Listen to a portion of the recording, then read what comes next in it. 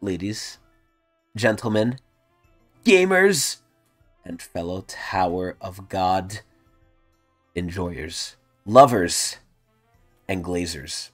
Welcome back to another episode, yet another one, of Tower of God Z.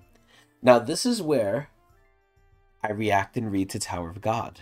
But it's not just me, it's also my compatriot in crime, my guide through the tower, the hairline. Blue. So, Adrian, I actually forgot, because even though it's only been a week, I feel like it's been way, way longer somehow, some way. Was I Yeah, sick same here. last week, too? I don't know. I feel like we did do it last week, but I don't remember. Okay, because I've been sick for a while, but I don't remember if it was even last episode. Because I've been sick for a hot minute. But anyway, that's going to intro into the first topic I have for everyone. I am sick. So if you hear me sniffling, if I sound congested and you don't like it, I'm sorry. I can't really do anything about it. But I'm going to be blowing my nose here and there and coughing and sniffling. So, be warned, be forewarned. But either way, we are here. We are here to still read in sickness and in health, Tower of God. So, Adrian, with the image on the screen here, this very, very interesting image here, Yeah. does this piece together your memory of what has been happening on Tower of God Z? Pretty much everything, yeah. So, enlighten us on what happened last week for those who don't remember, me included. Okay, so we had the bomb and Jihad face off. Essentially, like, What's coming to its Jahad? end. Data Jihad, right? Yes. So, things are gonna get a bit confused, but let me just start with, like, the simple stuff. So, they were fighting. I think Bomb pretty much won, kind of, right? I Uh, I think he did. It's more of Because he like, blew off the arm and then Jihad kind of like gave up at some point. He was like, "You're gonna do good" or whatever. I Jihad don't think gives he him this gave vent. up. I think he Jihad, gave him the win. yeah, Jihad gave him the win. Yeah. Not to say Bomb couldn't earn it. I think honestly Bomb could have probably won if he hmm tried harder. But at this point, Jahal was like, let's just stop fighting. I want you to go out and fight real one.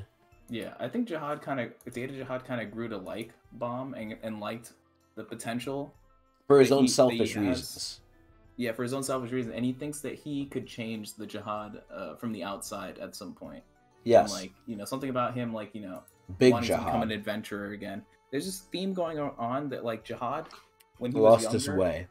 yeah, he kind of lost his way when he became like the king of the tower and started squatting. It's almost like he never wanted Wait, to do this sort of did you thing. say Like the way, squatting?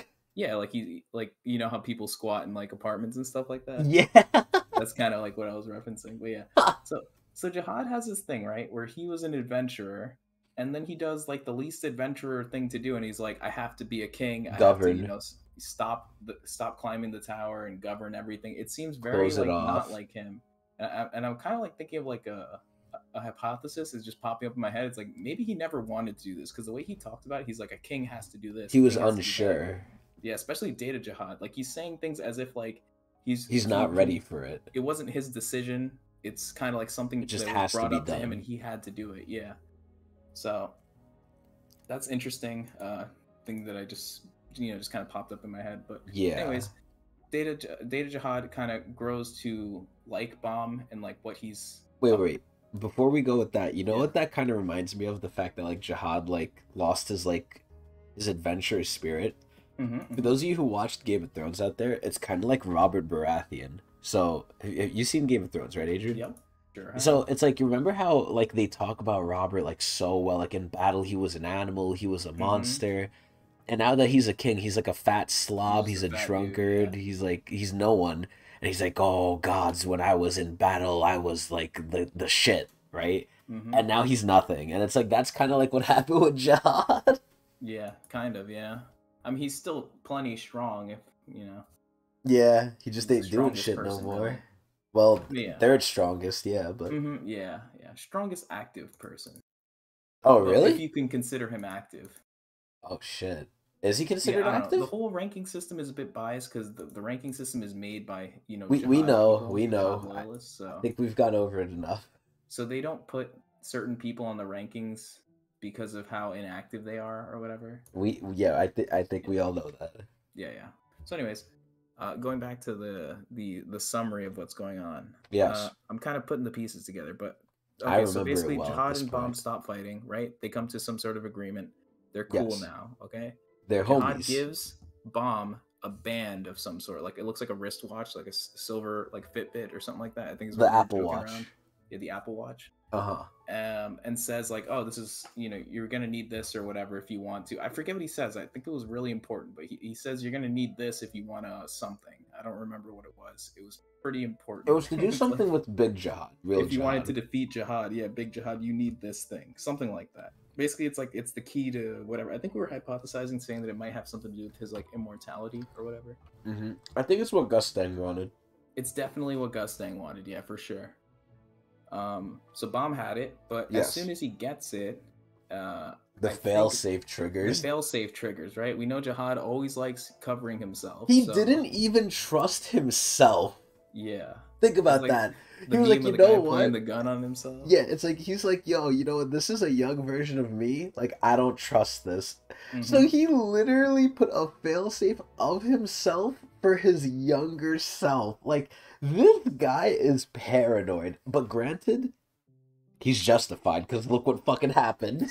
Yeah, I mean, look, when you're on the top, there's a lot of people that want to take you down. You know what I mean? There's a lot you have to worry about when you're the king. Yup. I mean, Fug is one of them, but like obviously he doesn't really do much about it. But whenever they stand up, he squashes them back again. But Damn, I would love Tower's to a big see place. that. You know what I Tower's want a to very see? big place.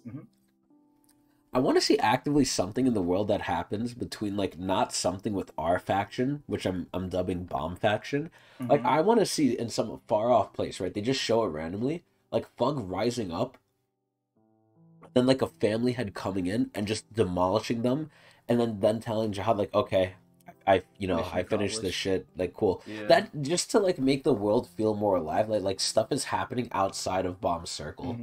I know exactly what you mean. Yeah. Yeah. I really Usually wish when we that split happens. across perspectives, it's across people who are kind of in the same area or same floor. Really, like people in Team Bomb and whatever, just Yeah. splitting off paths. Yeah. Um. So yeah, the failsafe kicked in, right? So now we Yes. have this big Jihad, as you see here, choking. Who's not the Bomb, real one? who's not the real one. Yeah, so it's apparently something that he set up beforehand, that it's like it's his power and it's kind of him, and I'm sure it notifies actual Jihad of what's going on as well, wherever he is I in the don't think tower. it does. I think it does. I think this It is something that at triggers an most, alarm to him. yeah, I was gonna say at most it might like show that hey, I've been activated, but I don't think it shows him the specifics of like Yeah, I don't think it why. has details. Yeah, I just think it like if It this raised the failsafe flag. triggers, he is aware that it triggered, which Yeah, means that he can take action and and it's not do whatever he confirmed, wants to but do. Yeah, but I think it would make sense for sure. okay. Nothing's confirmed, but like of course, I mean, Well, you're the the Jihad guide thing here, is you know. speaking. You're the guide, so Yeah, you I don't know have how much my insider guide. knowledge. Look, isn't it kind of obvious to assume that though? That at I least don't there'd be know. some sort of I notification. didn't make that connection honestly. All right, I did. let me use some context clues here to make it I'm not saying you're wrong. I'm just saying seem I didn't see it. okay. Yeah, and that's fine.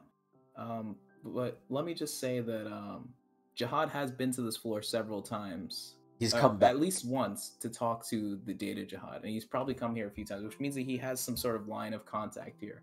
And I think it's Yes. safe to assume that when this trap triggers, he's at the very least notified that it popped. It would be in line with his character.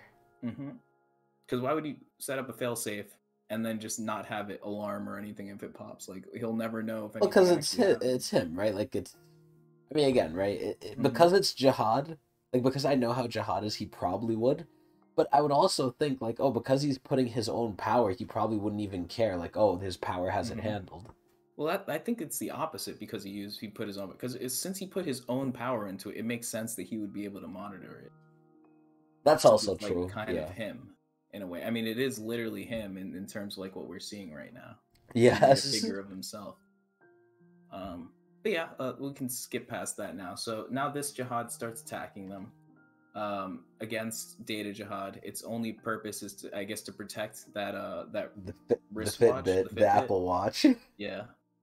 So Edwan and Jihad Team work together. up. Data, Team Edwan, and up. Jihad team up to try to save Bomb, who's They being became friends again. who's being attacked by this this ethereal Jihad. Yes. Everyone gets a jihad.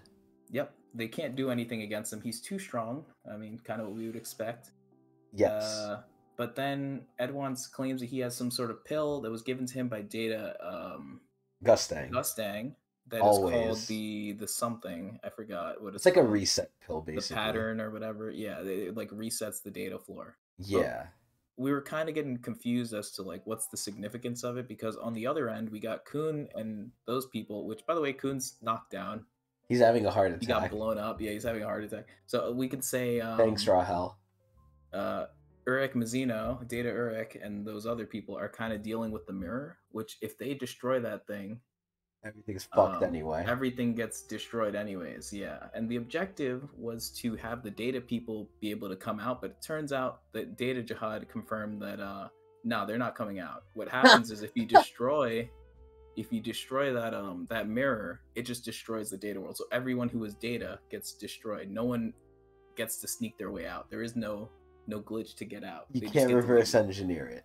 Exactly. Yeah. So it So was a trap. Huang is dead.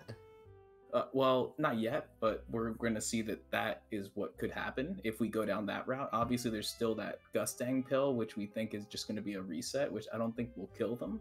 Well, but if it might reset resets, their Huang memory. wasn't there to begin with, right? So Yeah, well, yeah, but I'm thinking this reset is like a nicer version of a game over. Like I'm thinking whatever happens in the hidden floor is going to be a game over, right? Like something's getting reset.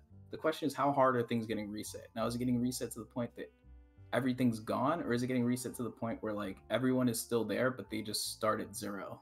So this is something I've noticed, right? Mm-hmm. We often get into this issue, and I'm not even going to say we here. I often get into this issue, right? Yeah. SIU shows something, and he likes to explain certain rules and what the things do, but I don't want to say so ambiguous, but they're decently enough ambiguous to the point where we have to assume a lot of things, and the outcome until it's shown is never really like we're never really able to get to the solution purely based off the rule set he gives because it's too broad, it's too vague. Right. Like Yeah. we've run into this multiple agree. times where we're like, oh, it could be like this, it could be like that. We don't know because we don't know enough specifics, and it's hard to tell. And I've noticed this has come up often now. Yeah, and I think this problem has more to do with maybe like how SIU explains this stuff, because perhaps in his head he thinks he's fully explained it, but when it comes to like a third party reading it, we don't like we don't know how the story ends. He obviously knows how the story ends because he's writing it, but since we don't Yes. know, our mind goes in different directions based off the information provided to us, and we come up with like plot holes or like information gaps. Yeah. Whereas he probably thinks he covered all of his bases. It's And like look at hard. this. Yeah, I mean, yeah, I'll let you go. Sorry. Yes, it's okay. Look at this image thing, right? Like the image pill thing, it's gonna reset. But what does that really mean? Because Huang is like an outside thing. Huang wasn't there originally, but he's not a human. He is Data, but he's Data inhibiting like a real body. So like, what is done with it? Like it's just there's a lot of variables that are not really nice. They don't fit nicely into the rule set he's created. Yeah, they didn't spend enough time talking about the pill. They just kind of said this thing will solve all of our problems in some way. Deus Ex Machina, and that's it. Yeah, it was basically Deus Ex Machina. I didn't really explain too much about it, but and it kind of reminds me of like how Hunter x Hunter does this thing, because Hunter x Hunter does it right. You know what I mean? Where they explain everything and they will go in to depth. Paragraphs explaining everything to make sure you I know love everything. that. So if you want to understand you could theorize. the rules and try to theorize things, you can. You right? can. Yep. Perfect. And that comes at the cost of a lot of writing, and some people don't like it, but I personally love do. it. I love that shit.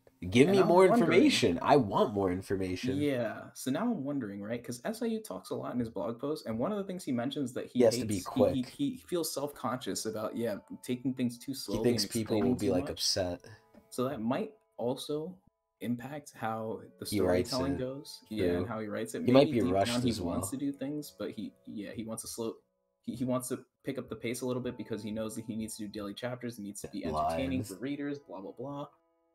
All that stuff. Yeah. I mean, to be honest, if he did do things like that way, where he explained things more, we probably would be in a different spot than where we are right now. Not as far along, but I'm fine with that personally. I mean, it's not everyone's cup of tea, but better explained. Yeah. And it might mean the story ends up being slightly different too, because when things are more explained, it's I don't know. It might like different experience. Yeah, different experience, I guess. Either way, To get back to the Mhm. image pill, though, here's my big question. Sure. I remember Ed once said he needed to shove it into Jahad's like mouth or whatever to make him like eat it, or Mm-hmm. basically he wanted to use it on like ethereal Jahad. Mm-hmm. But at that point, why not just use it on yourself? I never Right. Yeah, we understood did that. say that as well. Because if it resets it, then like, what does it matter? What's the Yeah. point, right? Unless ethereal Jahad's like exempt from it, because Then maybe he it's was fine. Yeah. implanted after. Like who knows, right? Yeah, but if that's the case, then would the pill even work on him? You know what I mean? Yeah, I don't know. Who knows? A lot Yeah, of what it's a ifs here. strange thing. I'm hoping. I mean, we either get an explanation or it ends up not mattering. I Yeah, think is that's what's one gonna of the happen two things that will because we occur. have the other thing going on, which seems much more plausible as to what's happening. The Like mirror. what's gonna happen to the floor. Yeah, the mirror seems like what's actually gonna end up like at least in my opinion. Right now I with the don't know. current things going on. I think Urek is Yeah. gonna finish the job. Mm-hmm. But either But way, what do we yeah, see in front of us? yeah. So now, Bomb under stress from Jihad's hand on his throat unlocks the new thorn, the second thorn, bestowed to him Yes! by Mr. Gustang in the Floor of Death. Yes! And just Yep. to make sure of two things here, right? Mm-hmm. Number one, Gustang promised them a third thorn, right? Or not promised them a third Uh, thorn, but like they were gonna get one from like the guy from the workshop battle, the guy who's like a seller. They were gonna, Madarako. yeah, Madaraka. They were gonna buy it from Mm-hmm. him, right? Yeah. Mm-hmm. So Bomb is potentially gonna get a third one after this. Yeah. Yeah. And number two that I wanted to mention here was Jahad remembers this guy. Jahad looked at Bomb and was like, "I thought I killed you." So Yeah. he Mm-hmm. remembers him. Which kind of confirms some of the stories we've heard from Arlene's pocket and what's her name? Garam. Garam. I miss Yeah. Garam, man. Garam is so cool. Fucking old Mm-hmm. lady, but very cool, very chill. But yeah, I think that's it. So, Yep. Edwin and Data Jihad tried to stop him. They couldn't. And we're thinking, oh no, Bomb's fucked. But Yeah. instead of being fucked, he's turning up. I'm Yeah. telling you, and I swear to God, I sound like a broken record, but I don't know so many things. Number one, how is SIU gonna top this? Like, remember fucking in the fucking floor of death, where like, okay, we Mm-hmm. see Urek, we see a family head. What can they do now? Okay, well now we saw Jihad. What's gonna be above that? We're gonna see Enryu. We're gonna see Fantanium. Like, how do you top this? I don't get Mm-hmm. it. I don't get what we could go to after this that is better than this. Like, this shit was crazy. This shit was hype, right? But number two, Yep. this is obviously not real Jihad. Well, not obviously. It's under. It's what's the opposite of obvious? God damn it! What the Mm, hell is it? opposite of obvious. Well, I've never thought of that. Off the top of Yeah. my head, I can't really. Well, it's very not Not obvious. obvious that this is not real Jihad. It's not real Jihad though, but it makes me Mhm. question, right? And I said the same thing with Data. I was like, I can't see like Bomb doing much to Data Jihad. And I'll admit I was wrong. He fucked Data Jihad. I cannot see Bomb, even with this second thorn, doing much to this Jihad, this ethereal Jihad.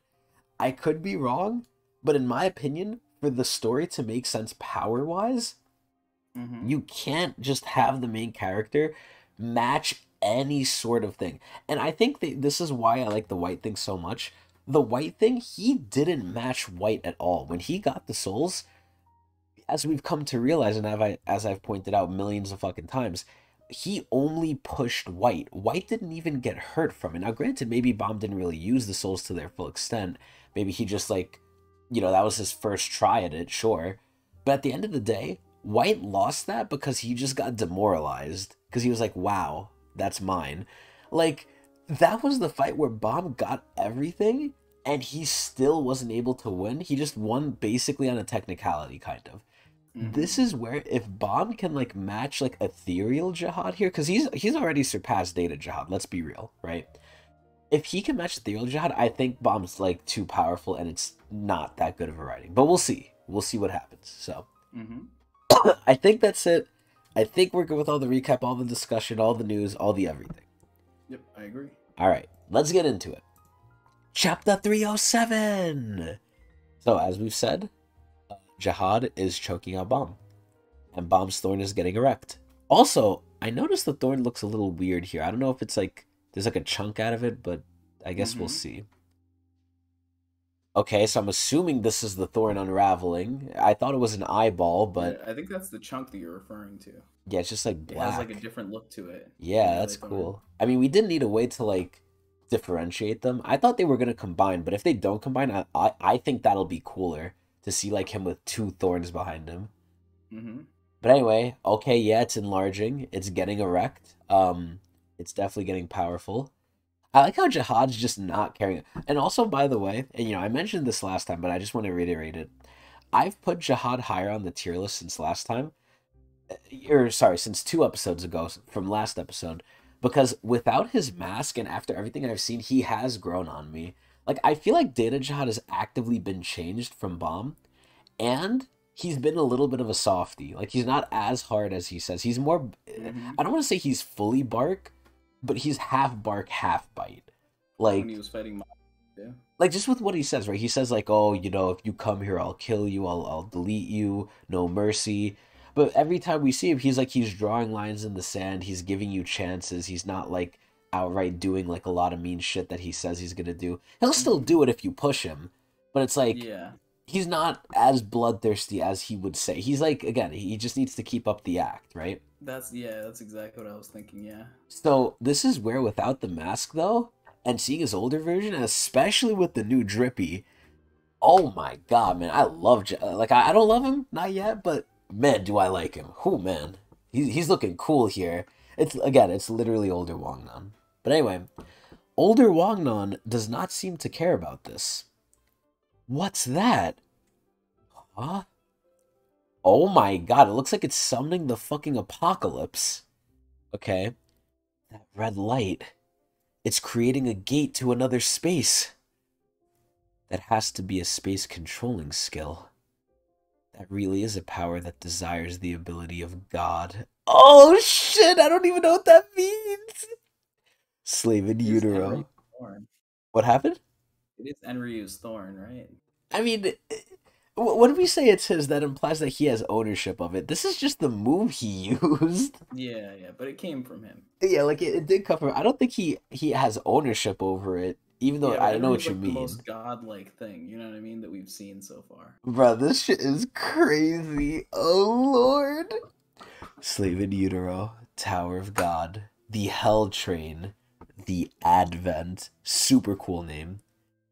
Part 2. I like how Jihad just this entire time just has the one arm and he's not even bothered by it. Did you notice, Edwin? Ah, yeah. That power appears to be trying to send Bomb out of here. I don't know what it is, but it sure is amazing. Yeah, oh my god, bro. This is gonna be hard with me congested. I already feel like I sound like shit. I really do apologize for that, but so it seems like the Thorn is just trying to save Bomb here. I don't know how. I don't know if it's sentient, but it really does feel like it's trying to literally just like get him the fuck out of here. Which makes me think if it is sentient, is it doing that like or if it is, if it isn't, right? Is it sentient trying to do this? And if it is, does it know it can't be Jihad? Or is this just its natural reaction? Like, okay, there's danger, run. Because I feel like, if it is sentient and if it didn't fight, that means Jihad is really strong here, which I'm happy about. But again, that's really, really a lot of speculation, so I'm not gonna go too far into it. Alright now. I've got no other options. Huh? I like how fucking oh shit. I like how Jihad's like arm is like it doesn't even look like broken off. It looks just like half deleted. Like they took Yeah. that shit into Photoshop and just like crossed it out. Alright, so Edwin is basically like, fuck this shit. I'm becoming a kamikaze. Hey, why are you taking that? Weren't you going to make that real me eat it to get rid of him? Oh well, I've got nothing to lose either. Obtaining the bracelet comes second. Helping that power get Bomb out of here is the top priority now.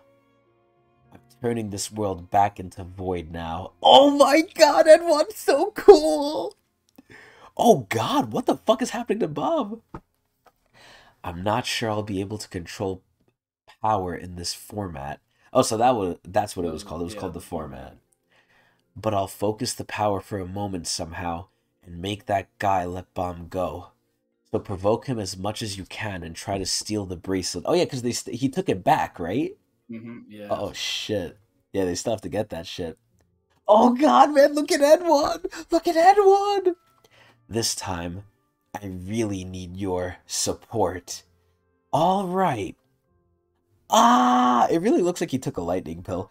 Ah! Damn it!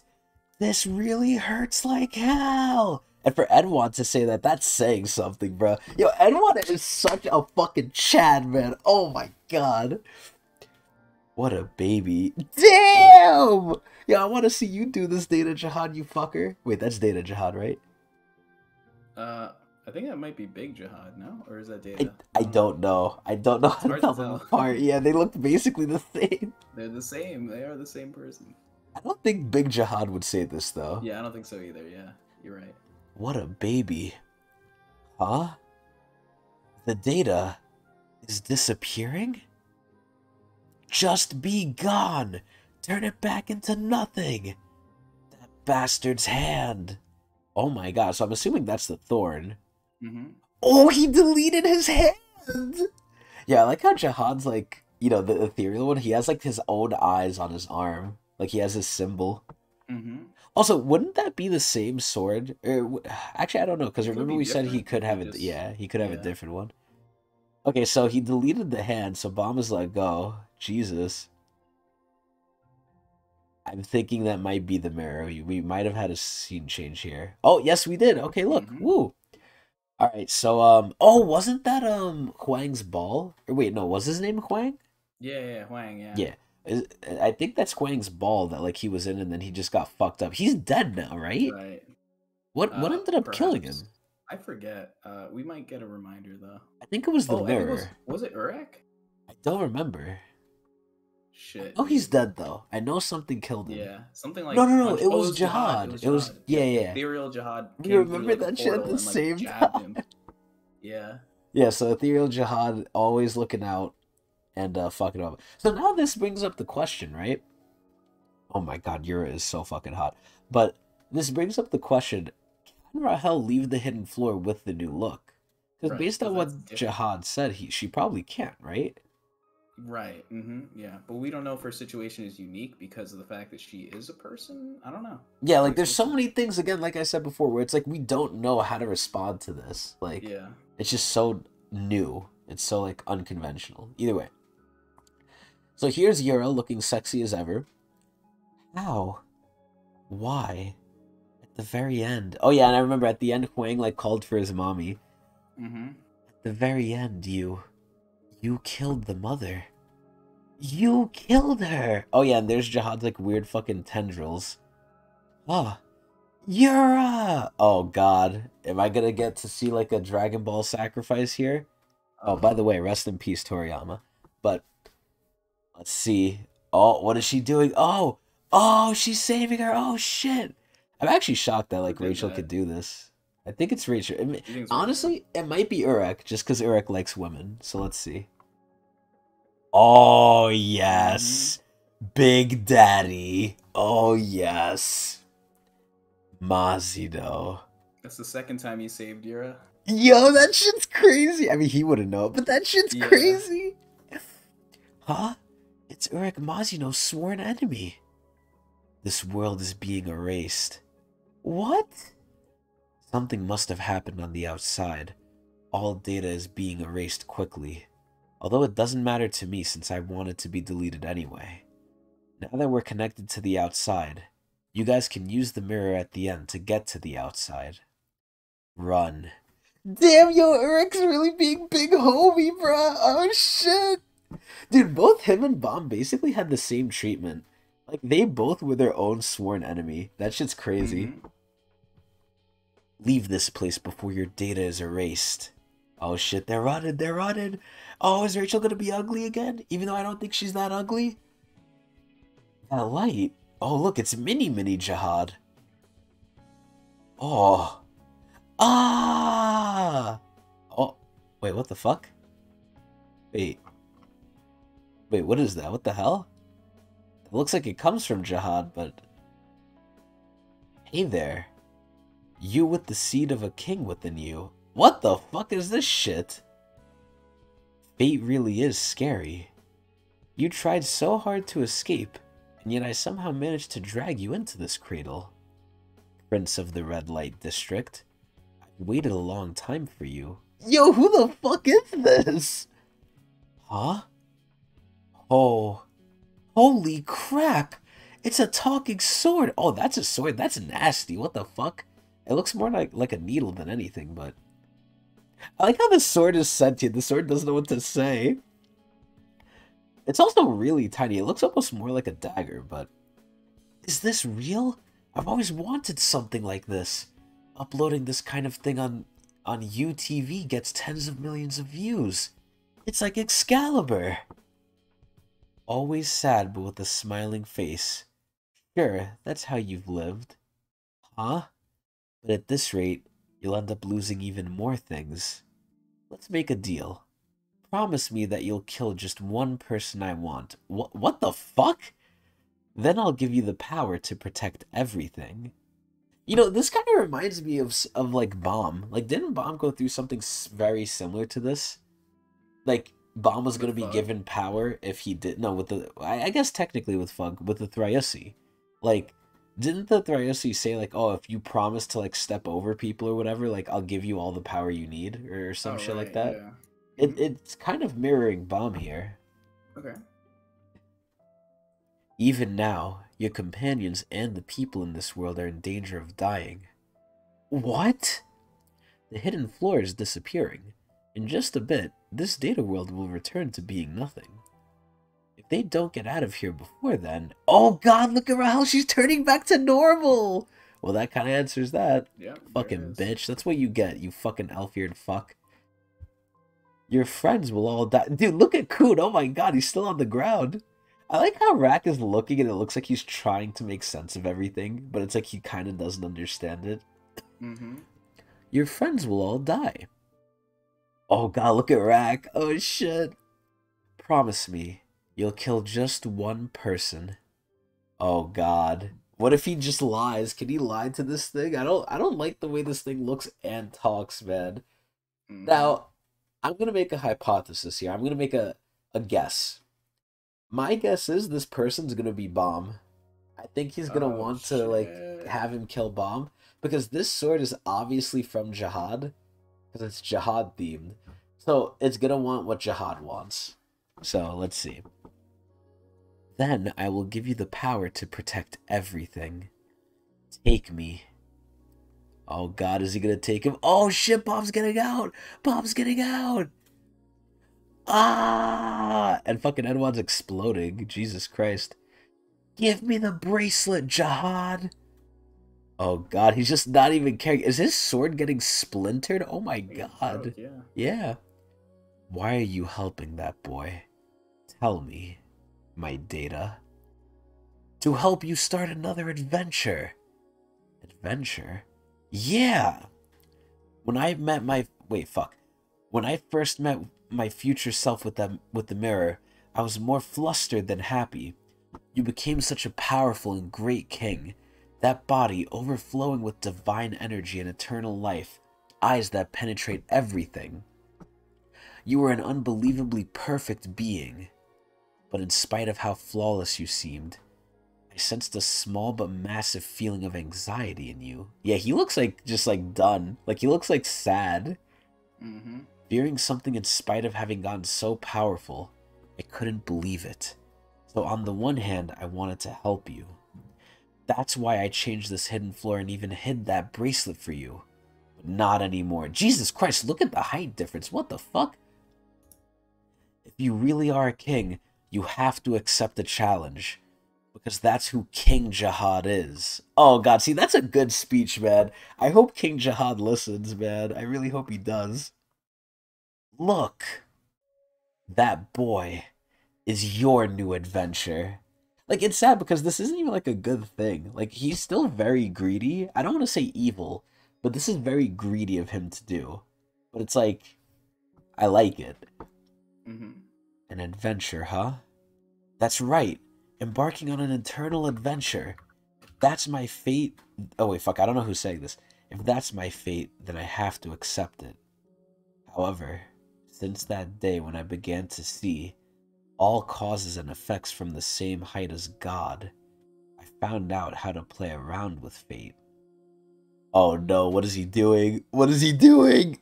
Oh, that's probably Wongnon. That's probably the sword. Mm-hmm.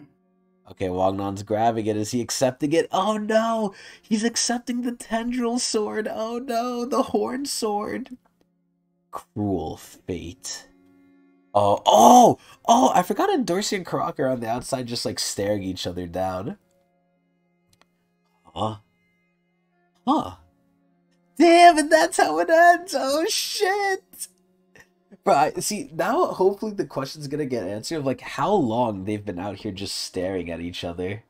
Yeah. What if time like doesn't pass normally in the floor and it's only been like a few seconds? That's what I hope. World? Yeah, I hope it's just been like a second and then they just pop back out.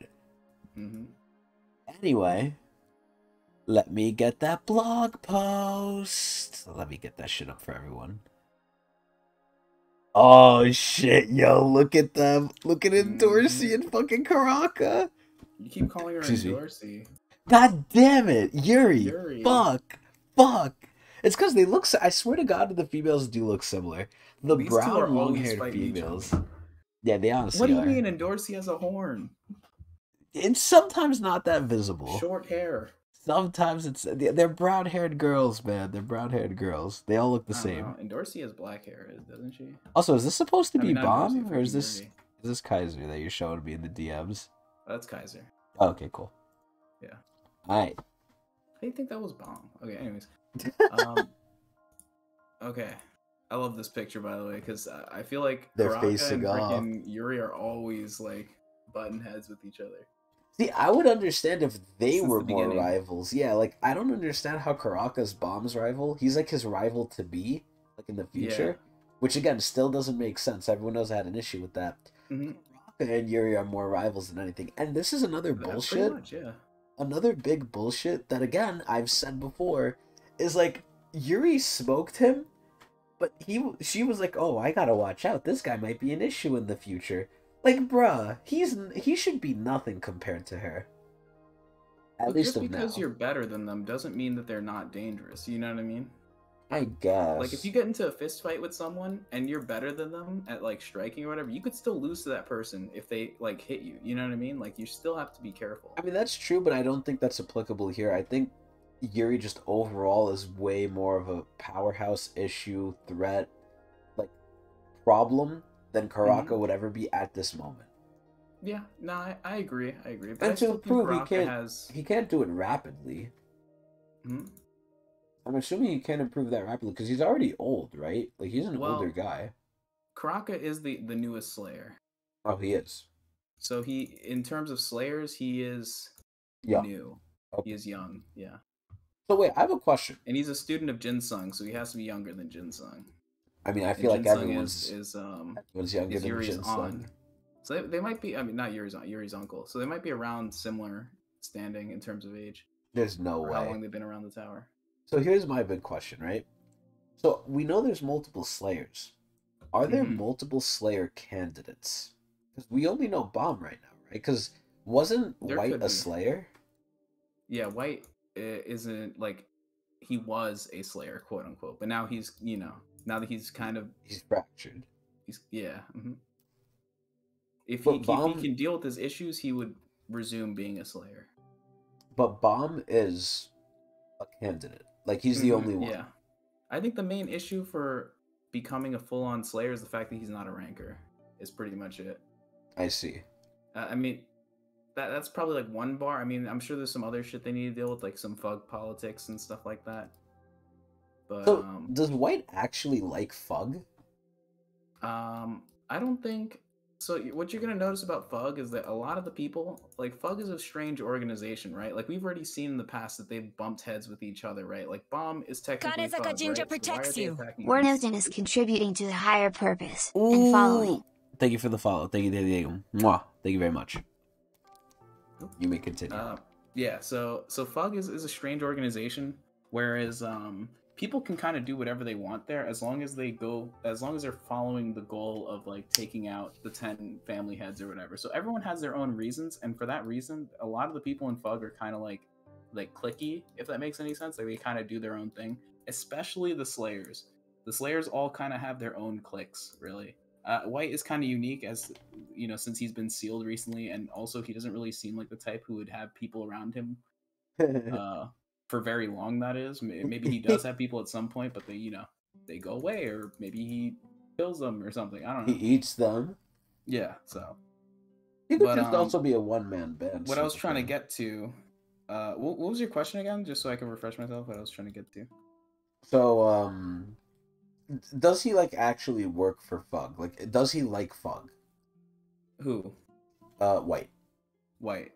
Yeah. So I can't imagine him really bowing to someone else, if you know what I mean. So the only reason he likes Fug is because they have similar interests, right? Like White's goal, what is he getting from his them, goal? though? He wants to like get rid of his father or whatever. He hates his dad, right? Fug's goal, get rid of the 10 great family heads. So why not accept help? Well, like, wait. The enemy of my enemy is my friend. Let me stop you there. I don't think he hates his dad. Yeah. I think he just wants to surpass his dad. I don't think he hates him. Yeah. And in that sense, he means like defeating him, essentially. I mean, he is the slayer for his father. So, his is my goal question. Is to take on his father and like take him out.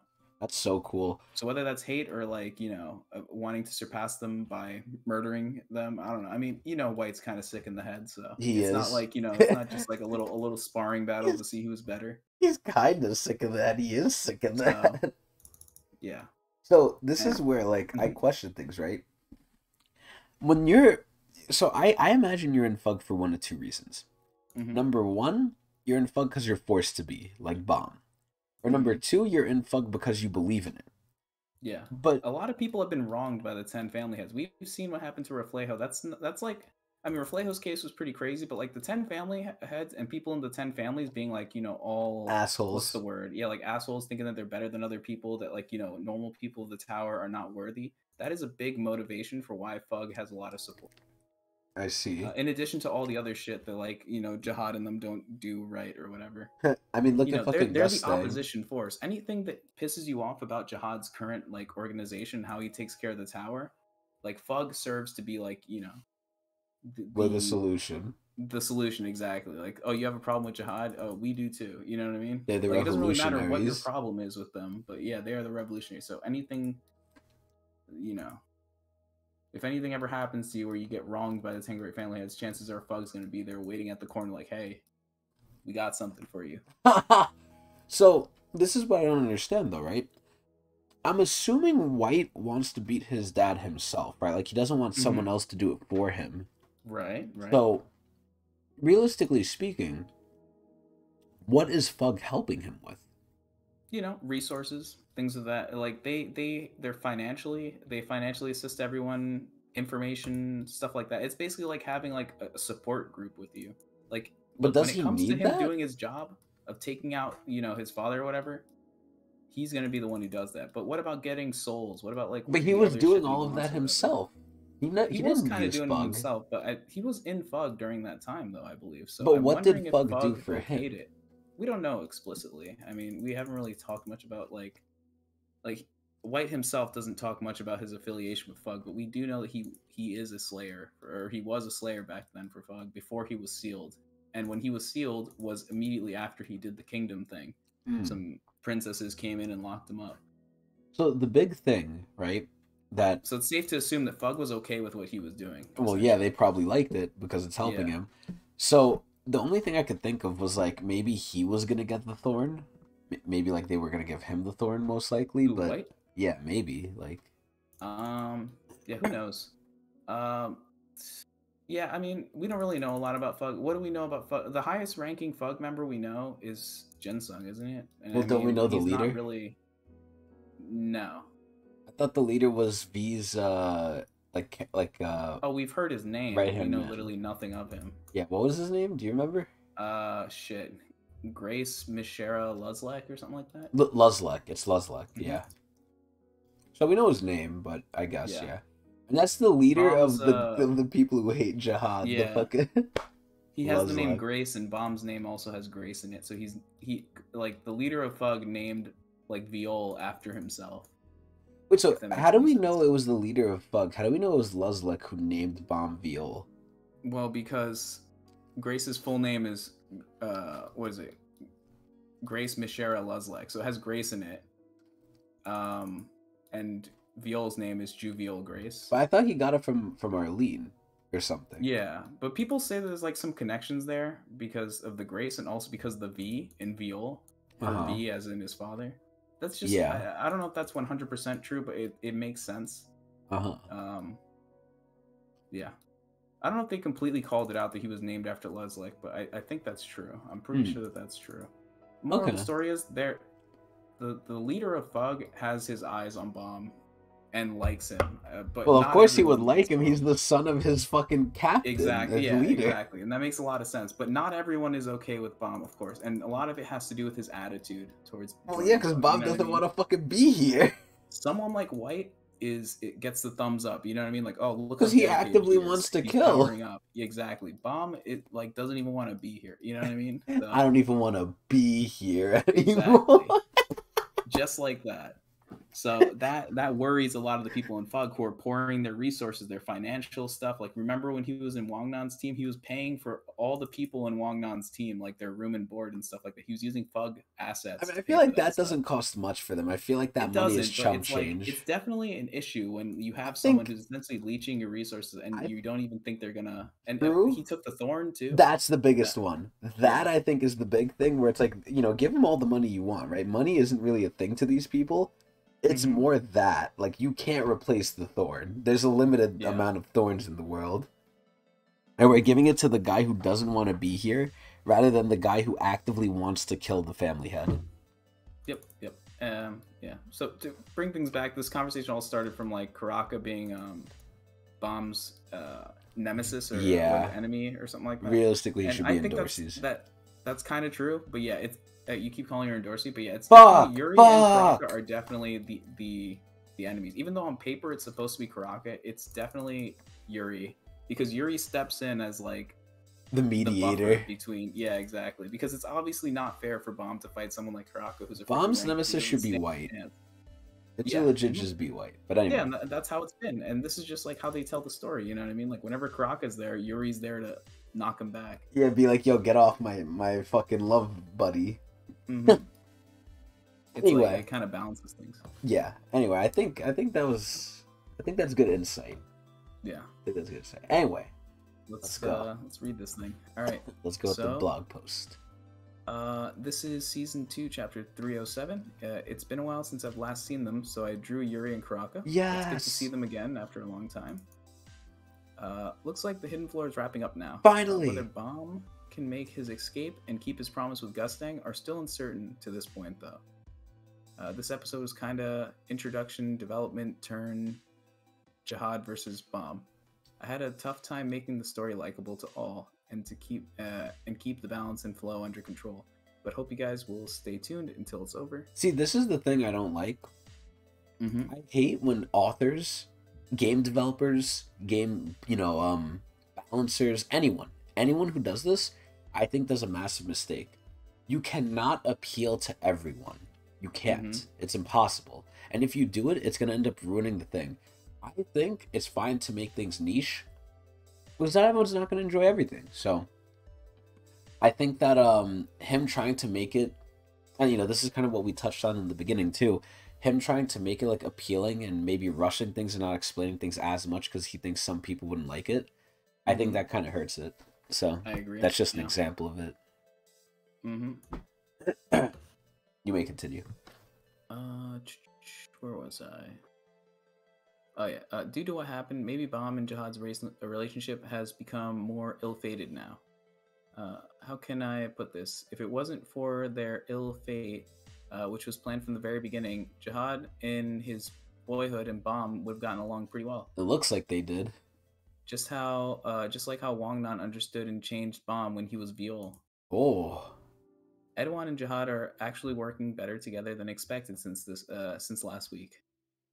Regarding Wangnan, my initial plan was that he was going to meet face to face with Jahad's altar. That would have been so However, cool. that would have disclosed some stories that would be saved for the future. Alternatively, I made him talk to the weapon first and seize it. Since it's Jahad who's behind the plan after all, the story would end up similar either way, I think. So I was about to say, right? They Mhm. kind of foreshadowed that with Jahad talking about cruel fate and then showing the sword.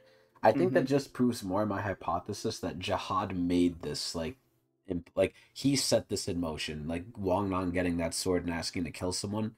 I'm pretty Mhm. sure that's Jahad trying to kill Bomb through his friend. Mhm. Uh, in my opinion, liking Wangnan requires you to look at the long-term plan.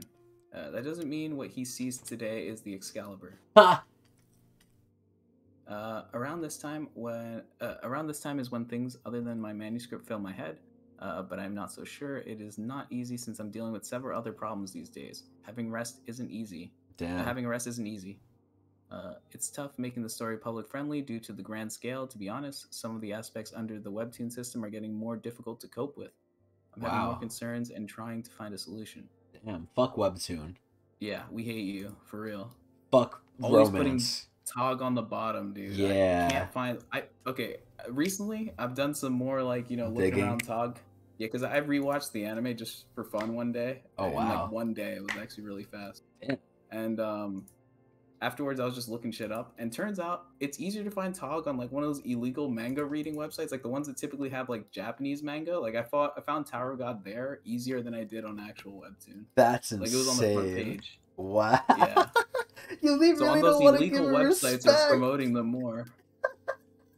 Wow. That's so fucked up, man. Yeah. Just those random manga websites you see. Anyways, and actually that's how I first found Tower of God, I think. From an illegal site? Yeah, well from one of those, the sketchy sites, yeah. We'll call it sketchy. Not illegal. We Yeah, don't break the not law illegal. here. We don't I break don't the law. know. Yeah, it's very dubious. Anyways, um, something on the webtoon getting more difficult to cope with. I'm having more concerns and trying to find a solution. Regardless, my goal is constantly making a decent work. Perfection was never my aim anyway. I want to do a good job. It would have been better if I could stay healthy, but man, the number of my health concerns is only increasing. Good health is the best. Damn, bro. He's sacrificing his health to write this story, man. Jesus Christ. Okay. Somehow today's post is getting long for no good reason. Since the World Cup is ongoing, I have been watching the national team's games. Sometimes it was fun, sometimes it was sad. Still, watching the hardworking players, I find myself getting encouraged. Since in foreign football games, there's no particular team that I'm a fan of. I just watch it like, wow. But with the national team, I cheer them while watching and get indulged into it. Personally, I'm very eager to draw a simple football manhwa when I'm taking a break, but Naver doesn't let me do it. Which is, I think Naver refers to Webtoon, right? Like the people who own Webtoon. I have no clue. Anyways, so guys, for the hot summer season, I hope you can enjoy the hot World Cup along with the hot Tower of God. A tie-in. For next week, I will return with Wangnan, who seems to have grabbed something dangerous. Happy, healthy week. Did he grab Jahad's cock? Yeah, sure did. But I'm trying to think of like an episode title. I might just name this episode Jahad's Cock. Very clickbaity. Yeah, fuck. I'm gonna DM that to you too. Jahad's Cock. All caps. Anyway. Yeah, in all caps, I might even add some question marks with that shit too. Excuse me. Anyway. So Adrian. Yep. Would you like to keep going? Sure, let's do one more. Alright. Episode 308. You played around with fate? That's right. Being an immature form of data, you wouldn't be able to understand. Excuse me. But now, I seek to place even fate under my control. What? You know what he looks like? He looks like a big bird. He looks like a very big, like a bird somehow. Excuse me. You don't know what that boy is. Of course, I don't fully understand either. When you find out the truth, you may regret your actions today. I mean, it doesn't look like he's gonna find out. It looks like he's about to be erased. Yeah, Huh? that's a good point. But I also want to respect your choice. I'm taking this with me. If that boy is qualified to have this, he'll appear before me again someday. Damn, yo, this looks so cool. It literally looks like Bomb is ending the world. Like he's ascending to godhood. What the fuck? And again, I forgot to say this in the other chapter just now, but like, I said, what are they gonna do next, right? We just got through Jahad, even though it wasn't real Jahads, it was fake Jahads, but we got through some Jahads here. What the fuck is Bomb gonna fight now that's gonna give him an issue? Like, holy shit. And Ryu? Unless they pull some fucking Dragon Ball shit where it's like, oh, he only did it this one time, he can't really do it again, or like it's a very rare thing to happen, like bull fucking shit, Anyway, Slave in Utero, Tower of God, the Hell Train, the Advent, Part 3. All right, so here we have, I think, someone moving very fast. I think, huh? Wait, fuck. This is the place we first entered. How did we get moved here? That's the train. Is it an exit?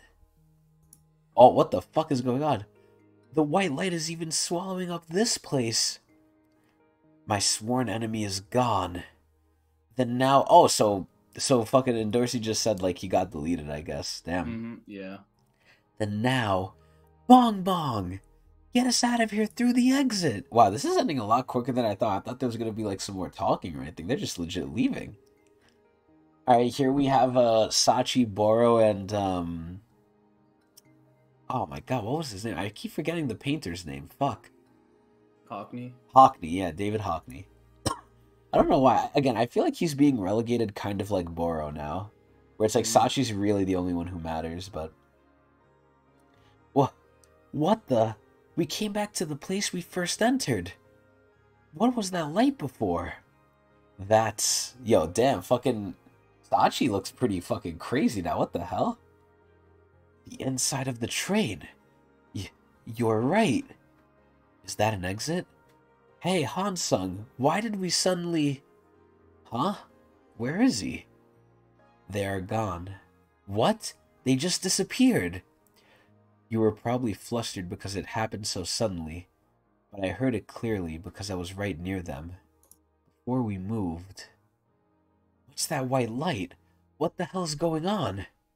Is this... Lord Edwan? Oh, so they're dead. They're dead. Well, they're not dead. I mean, they're just going back to not existing, but they're gone.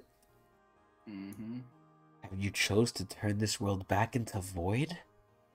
Whoa. Oh, fuck. This is fucking, Bodice. Fuck. Oh, my God. What do you mean, Hansung? You know something about this? Yes. Also, how the fuck did Boro miss this, bro? They had a whole ass conversation. Like, I could understand if it was like a one-word thing. Bro, they were legit talking.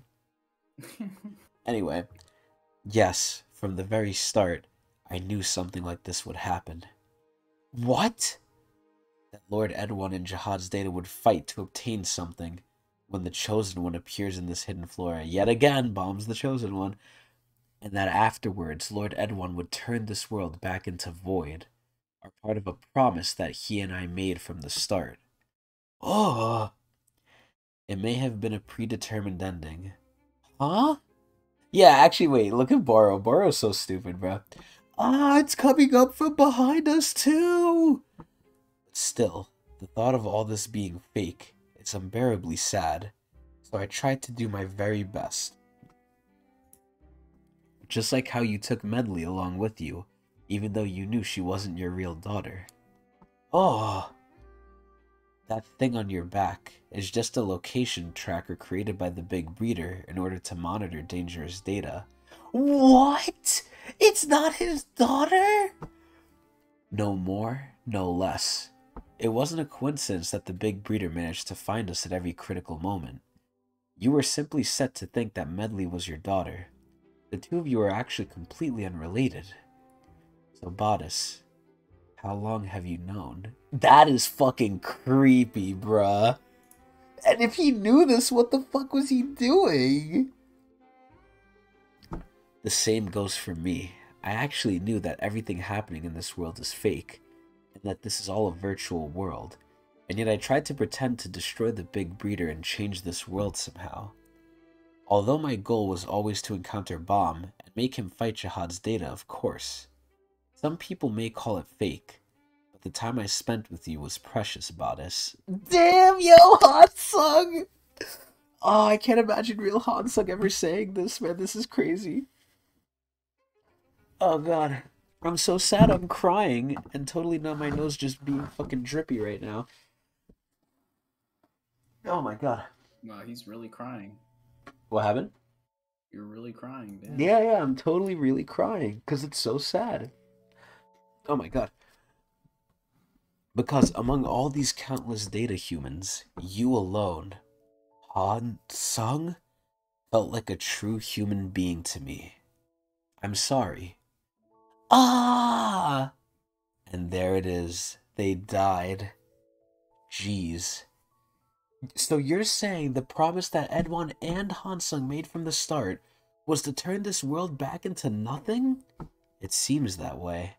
And the fact that it happened must mean that Bomb left this floor. Dude, look at how Sachi looks now. Before Sachi looked like cool, now he looks serious. Like now he looks like he's not fucking around no more. He looks like he's a hard ass. I like Sachi's old look. I like his hair like not in a ponytail. Mm-hmm. I can't believe that he arranged all this just to meet Bomb and make him get something. How did we survive? Hansung, I really can't figure that guy out. Yeah, I'm not exactly sure who he is, but he's definitely hiding a lot of secrets. Maybe the picture I drew also has something to do with this. I want to leave this place and meet him in person. Ah! Is that the train? Oh god, it's her fish with the fucking blowhole! Ah! What the fuck is the fish even doing? Why the fuck did Gustang give her this, man? Fucking asshole. Huh? Ah! Wait, everyone's fucking screaming now. Yo, look. Wait, so this makes me question, right? Is Ethereal Jahad gonna get deleted, or is he also going to the outside with the Fitbit? I think he's deleted. I think that's the reason. What's it called? Edwan took the pill in the first place to deal with him. I see. So how the fuck is he gonna get the Fitbit to like where it needs to go? I don't know. You tell me. Well, I guess we're gonna see. It's being whisked away by the wind here. Yeah, it's literally... Oh my god, it's like fucking spinning. The bracelet. That's... No! No! Adrian, no! Mm-hmm. No! Does it make sense now? They're giving it to Rahel? Or wait a minute. Was that the plan all along? Wait! Did he give Rahel the stingray to just get this? Wait just a second. Anyway. That's the treasure-eating stingray. Gustang. Damn! So the stingray got it! And he knows it's Gustang's. Wow! I don't know how, but finally, it's all coming to an end. Damn, look at Data Edwan, or fucking Edwan, Data Jahad! Huh. Damn, so even the, wait, is that Data Jahad, or? I can't actually tell. Okay, I thought it was Ethereal Jahad. Okay. No, there's Edwan, no! Damn, so Gustang really is the inventor, man. This is crazy. Go. Leave this place. Meet the real me on the outside and ask him for me. I hope Bomb hears this. I really hope Bomb, like, does whatever Data Edwan asks. And ask him for me. What made you all change like that? What on earth has really happened? Dude, I like that. I like this whole overarching thing of like these Hmm. people from like their younger selves, something had to have happened to make them this way. Yeah. And like even for like Jahad, like what the fuck happened to Jahad to make him this way? Hmm. All right, then we have the backstab squad here just falling. I feel like White is not screaming amongst them, but I like how Yura always has the stars, but she's so fucking hot. And then Bomb here is slightly fucked up after an encounter with Jihad. Wow. Okay, so they're just flying out. All right, everyone's coming out. Oh shit. Oh shit, there's Wagnon. I wonder if we're gonna hear like who the name was. God damn it. Oh no. Oh no, Adrian. It's right here. Is it him? Ah.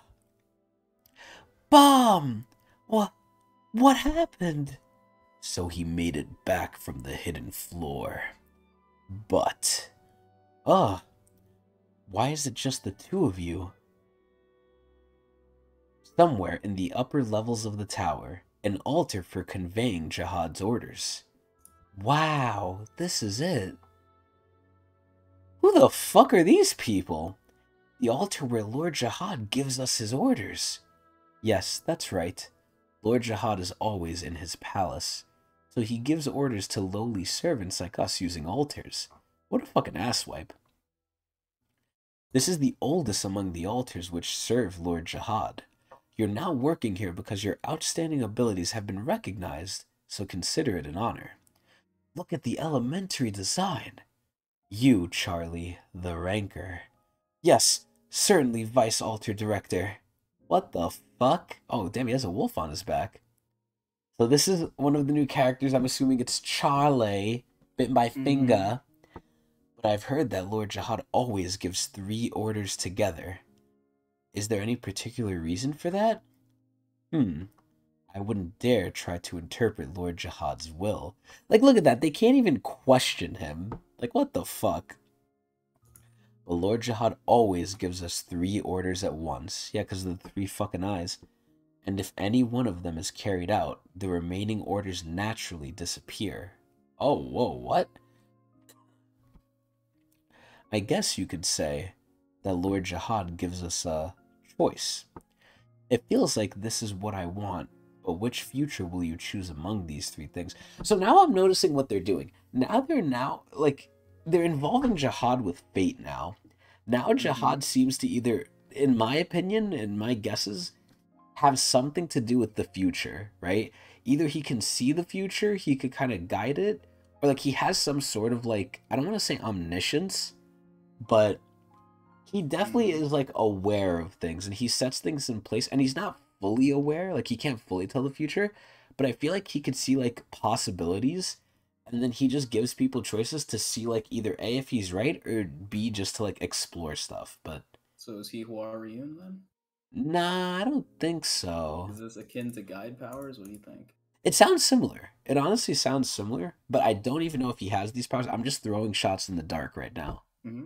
But it's seeming like it. That's so deep. Deep, deep, deep. I want to see orders being given too. Although I've heard that no orders have been given for centuries. Haha. Charlie, no news is good news. If we were to get a difficult order to carry out, it would be. Oh no, and it looks like an order's coming through. Watch it be like kill bomb or fucking. Watch it be like get the Fitbit. Oh shit, it's opening. Oh, an order. Vice Alter Director. Isn't that an order from Lord Jahad? Wow. By order of the king, destroy or kill the following forces or people. 1. Bug. Oh my god! Oh crap. 2. Everyone currently riding the Hell Train. 3. The Pobedao family? What?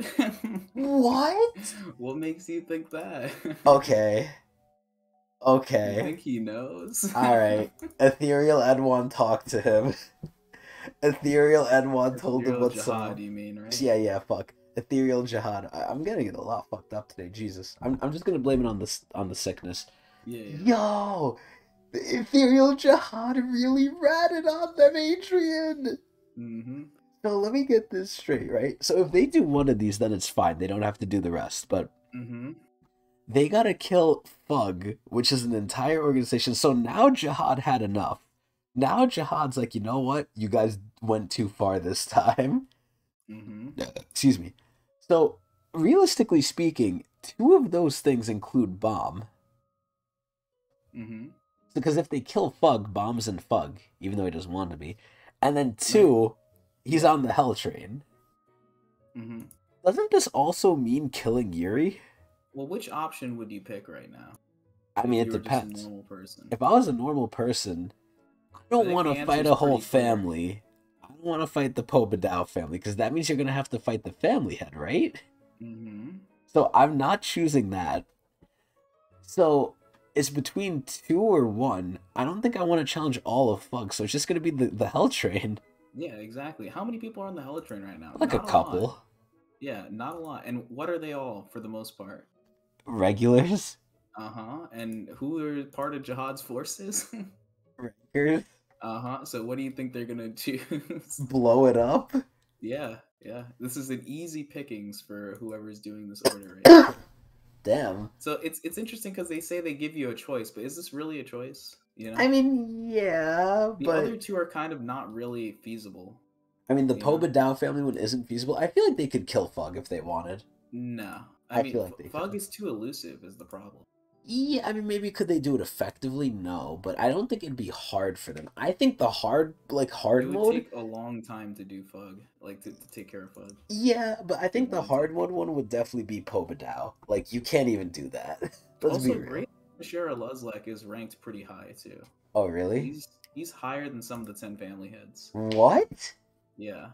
Damn, yeah, so V really got his boys good. Yeah, I'm pretty sure he's higher than some of them. if I'm not Damn. mistaken. Yo, you know what this reminds me of? This reminds me of like the One Piece bounty reveals. It's like we're finally Yeah. gonna see like where he's at, hopefully one Yeah, pretty day. much. Like, yeah, I want to see his bounty, man. I want to see where on the list he is. Mm-hmm. Do we? Oh, also, I forgot to ask, or I forgot if they revealed this, but do we know Yuri's rank?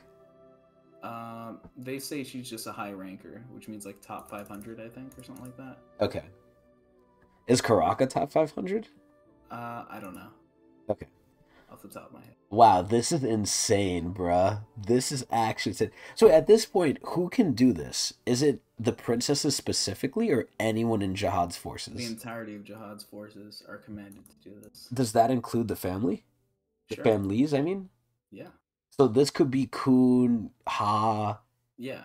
Everyone who's Eurasia. loyal to Jihad, yeah. So Or do they claims to have be to at pick least. one? Like once he gives an order, you must pick one and try it and have to do it. It's pretty loose. It's just the order continues until one is completed. But do they actively have to like focus on it, or is it if they notice it? Like, is there like a person who's going to be held accountable if this doesn't get done? I don't know. Hmm. I assume there is, but there's no real confirmation of that. And now my question is the Pobedao family going to react to this? Like, will all of Jihad's forces know this was decreed? Yeah. Another thing is that this hasn't happened in a really long time, so maybe how you're supposed to respond to these sort of things could be a bit outdated too. True. So I'm curious how the families are going to react. Are the families going to question why is the Pobedao family on here? Definitely. Yeah, definitely. Yeah, this single thing. We need to see the world in this. This is something One Piece does very well, right? There's like a thing that happens in like the One Piece world. There's multiple things that happen that when they happen, they change up everything. This is akin to that, where like this changes a lot of shit now. But like I hope to dear God SIU shows us like other people reacting to this. Like I really hope we see the ramifications of this being shown. Mm-hmm. 3. Oh, they're focusing on it too, Adrian. 3. Pobedao family. It's a war. Wow, yo. Shit. Oh my god. Adrian, what the fuck? Uh-huh. The Pobedaos are going to war. Wait, so since he gives you an option, right? Oh, look at that fucking thumbnail. All right, look at that picture. So, since he gives you an option, right? Would some people like choose different options? So, like, let's just say we'll take the Ha and the Kun family.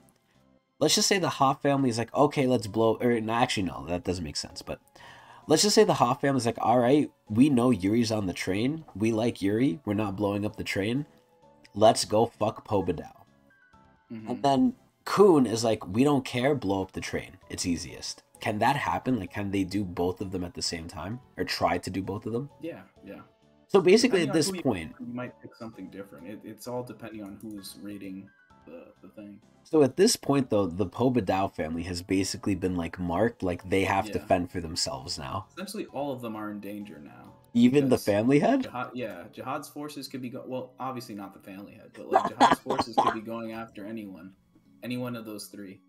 So It's does safe to assume that they'll all be getting attacked so because I'm people are going to make the decision. But depending on what's most convenient to them. yeah. So, but some people will probably go after Pobadao. Yeah. Wow. And when they say the family, do they mean every single Pobadao? Yeah. What the fuck? But they didn't do anything. Well. So here's my question now, and I'm gonna. No, they're not. It's just the leader. So here's my big question. All right, I'm gonna ask this generally, and I'm gonna ask this specifically. So I'll start general. Mm-hmm. Do family heads care about their family? It's an excellent question. I guess it depends. On what? From what we've seen, for most of our family heads, the answer would be no, right? Or at least not so much. Not as much as you would think, right? Uh-huh. Gustang seems to believe that everyone who's not as strong as him or is an irregular is a bug. Uh-huh. But at the same time, he kind of cared. He did worry when Urich said that he would wipe out the whole family. You know what I mean? If he did something bad to him. Uh-huh. So I don't know. It's kind of hard to say. I'm sure they care, but just not as much as. Because at the end of the day, the family heads, from what we've seen of them, and this is mostly like Gustang, they don't really think of themselves on a similar, like, what is the word? Like, they don't think of themselves or their family people as Their children? Yeah, I mean, they are their children, but they don't see them as, I don't know. I guess, like, when he calls them bugs, like, does that mean that he sees his own family members as bugs? Probably, right? But, like, damn. I think it's different, though, because they are his family, so I guess they're his bugs. I don't know. Anyway, I don't really know how to explain it, but Interesting. But it definitely depends on certain family heads too. I'm sure some are maybe more compassionate over others. You can't really lump them all together as being this, Yeah. the same thing. So you kind of answered both questions there, because the general question was family heads, and then the specific question was Gustang. Oh, okay. Like, would Gustang, if he sees his family getting, like, hunted and killed, would he step in and try and help? I think he would have a problem with that for sure. Yeah, I mean, just the targeting of his whole family would definitely be an issue with him. Okay. But does he care about, like, individuals getting picked off? Probably not. Okay. Unless there's someone in particular that he cares about. I don't know. Okay. I actually have another question here. Mm-hmm. This is unrelated to Gustang specifically, but are there people in the families that are stronger than the family head? Like, is that possible? It is possible. So, like, let's just say I'm Urine, right? If I'm Urine and, down the line, someone has a kid, can that kid become stronger than me? Well, we've talked about hybrid family heads. Uh-huh. Bomb being technically one of them, right? Yes. So that could lead to an avenue where you could find someone being stronger. What if just, like, pure, like, no hybrid? Like, just they're part of the family. Princesses as well also have buffs that are, like, unique to them, which could add to that. I think it's possible. The chance of that happening, very small. And if it does happen, we'd probably know about it. They'd probably tell us at some point. Okay. Alright. So that's pretty much all my questions for now. You can do the blog post. Okay. Alrighty, so this is the season 2, chapter 308 postscript. There were some You missed the giddy top. moments. Oh, the top Navier end note. As the author, I would rather prefer them to have a peace than a war, which is difficult to draw. Huh. War is difficult to draw. Yeah, makes sense. All the Huh. bombs, explosions. Yeah. So it says there were some giddy moments for some reason. When I first saw that word, I thought it said gritty. So I was thinking about just like doing the gritty real quick. Hit the gritty, the Goku gritty. My mind just like reads that automatically. All right, continuing. Like always, this week is about wrapping up the chapter and a talk about the new chapter. It looks like the power that enabled the cast to exit was from the weapon that Wang Nan took, aka the Excalibur. Regarding how the weapon will influence the plot, you will have to stick around a little longer. But Wang Nan is somehow getting closer to becoming a key of something, slowly Oh. ripening. Wang Nan is like a wine-like man. Wow. Due to the rules, there will be a few variables in the future episodes after the hidden floor. Since Bomb used the key to enter, he was able to bring items with him, including Hockney's paintings. The bracelet Rachel got. What fucking paintings? What? Including Hockney's paintings. Maybe did he get the painting from Rachel? I painting piece? I don't remember. think so. I don't remember. Whatever. But this is something we knew. Just the fact that they could bring items with them. The whole Greed Yeah, Island that we arc know. type shit. Yeah. Greed Island type beat. Yeah. The bracelet Rachel got this time will have a huge influence over the story after the Hell Train arc. You can say that the storyline afterwards is caused by this bracelet.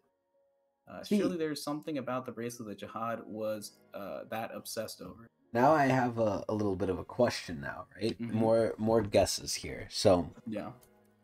this is where now, and you know, I'm glad it happened quickly, but now I can see something happening that's pretty cool. Now, I don't know how Bomb's going to get involved with it, right?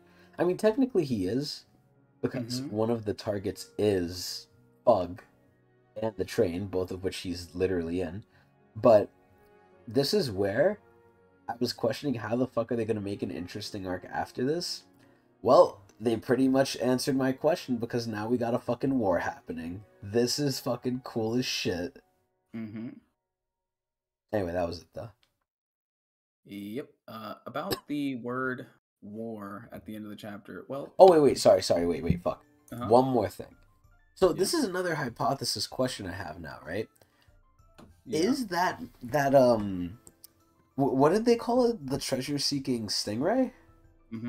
So is that stingray there to actually help Rahel, or was it actually just put there to get the bracelet? Because the way that SIU makes it sound is that it's there to like give it to Rachel, or sorry, to Rahel. But I feel like that's not what it's supposed to do. So I don't know if I'm reading too much into how it sounds from SIU. Maybe it could be a translation thing, but it's like it sounds like it's going to Rahel, but I feel like that shouldn't be what's gonna happen. Yeah, well, the question is, why did Gustang give it to Rachel? Did he really give it to Rachel because he wanted to power her up as well as Bomb from giving the thorn? No, he's not head on. He's not head on. So chances are, I mean, it's in the possession of Rachel technically, but it's realistically also, the Stingrays. It's the Stingray's possession, yeah. And we've seen from the start that Rachel kind of controls the Stingray, but kind of doesn't really. It does its own thing. It kind of does its own thing for the most part, but it will protect her at the very least. Yeah, because it is attached to her. For her. So in some ways, Gustang did kind of give her something, but at the same time, it also seems like it was mostly intended to, I guess it might have been a what's it called? Like a safety net in case Bomb wasn't able to retrieve it himself. So now I have a question with this then. Number one, will Gustang come to get it, right? Will he come to the Stingray with Rahel and meet Rahel and then take it? And then if he takes it, will the Stingray stay or will the Stingray leave? Yeah, or number two, well, he wants to get it, but like, will he come get it himself? Or will the Stingray bring it to him? Basically, I want to know if this thing is going to remain afterward or if it's going to leave, like, Rachel's care, essentially. Okay. So That's what it's I'm gonna curious about. the bracelet is gonna stay on Rachel until it's handed off. Now, How who is it going to get takes it? handed off? Yeah, it could be Gusting. It could be just a random Pobedao pulls up, says, "Hey, Rachel, you got something we need." I mean, I don't think it'll be a random one. I feel like Gusting An won't important trust one. this to, like, yeah, like he'll trust like a high ranking one. I mean, it'd have to be a ranker at least. Yeah. Yeah. No way they're sending a regular to collect that. See, here's Especially my with how big important it question. is. I mean, we got to keep in mind here this thing getting stolen is the whole thing that triggered the Jahad message Decree. board. So, and that was another thing I was going to mention. The other thing I'm going to mention is like Jahad does this decree, which he hasn't done for a very, very long time. Mm-hmm. So my big question is, why doesn't he just come down and solve it himself? What is he doing? Might be something political going on. And then But the next also, thing I question is Another why. question. Yeah, I'll let you go. Why wouldn't Gusting come? Like, you know, we don't know what he's going to do, right? Gusting might send someone. But realistically, Gusting should come himself and come get this. Mm-hmm. But that's my 2 cents. Yeah. What I was thinking is, oh shit, what was I gonna say? No, the thought just left my mind. Fuck, I'm sorry. It was there. No. I'm sorry. It's okay. You were saying something about Gusting, maybe? Because I was talking about, like, why wouldn't Jahad get it? And, you know, it's political. Might be political. He's not coming down to get it. Right. And then I said the Gusting thing. Darn, dude, I hate when this happens. I know. Yeah, I lost it. It's gone. My bad, big dog. I'm sure it wasn't that important, though. Surely. Oh, okay, it came back. Okay. Yes, so yes. Another thing, we were talking about the politics of, like, why doesn't Jahad do things himself? Another question would be, why didn't he just ask for someone to retrieve the bracelet for him? And because it was being hidden here for a reason. Exactly. This was There's like some thing. secretive stuff to it. So maybe just killing them kind of solves the problem for him, and then maybe he'll send one of his agents later to retrieve the item. I don't know. There's something going on here where it's like maybe he doesn't even trust his own people to a certain extent, so he's trying to give them rules. He didn't trust himself. Yeah, exactly. So he's trying to give them rules where it's like it seems like they're doing one thing. I don't know, like getting rid of Fug, getting rid of people in the tower, getting rid of Pobedao is kind of like the big shocker, right? They even emphasize, like, why would they do that? You know, blah, blah, blah. But it kind of sends a message. But at the same time, it also doesn't reveal Jahad's hand, I guess, when he does something like this. They don't know why he's doing it. He just wants it done. Jahad's a very careful person, as we've seen. Like, everything about him, he's very careful. Right? Remember, I mean, the princess system. They can't question him. All the fail-safes he puts into everything. Yep. The way he communicates to his forces using, 3 things to make him seem like he's some sort of god and that everything's going to be okay. Just pick one, you're fine. Yeah. Wow. So that is that. Pretty good cool. to continue? Yes. All right. And about the war at the end of the chapter. Well, it seems like the scale will get bigger, but hope you can have patience to see what's going to happen. Currently, there's a lot of foreshadowings and flows of the story right now, so I do feel the need to scale it up to carry out the plot.